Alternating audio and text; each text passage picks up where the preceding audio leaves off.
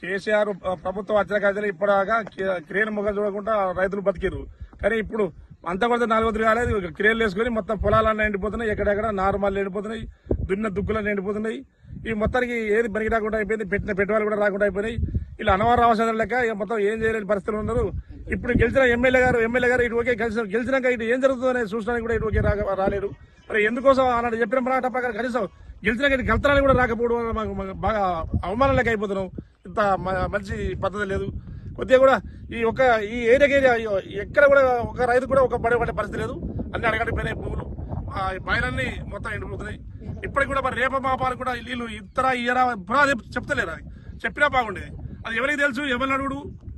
ఆ నీళ్ళు అత్తయా పురా రావా దినంగా గడుపుకుంటా మొత్తం ఇప్పుడు టైం అంతా అయిపోయినాక ఆ నారు లైన్ చేసుకుంటూ ముదిరిపోయినాక పంట పడతాయి, మళ్ళీ అట్లా మీద పడతాయి. రైతు బంధు అన్నారు, రుణమాఫీ అన్నారు. ఆ రుణమాఫీ లేదు, రైతు బంధు లేదు, ఏది లేదు. ఇప్పుడు కనీసం పెట్టుబడుల మందమైనా ఇప్పుడు రుణమాఫీ రైతు బంధు అత్తుడే అవి లేవు. అవి వేరే కాడ అప్పులు తెచ్చుకొని పెట్టాం, అవి అట్లా అయిపోయినాయి, ఇవి మీద పడ్డాయి.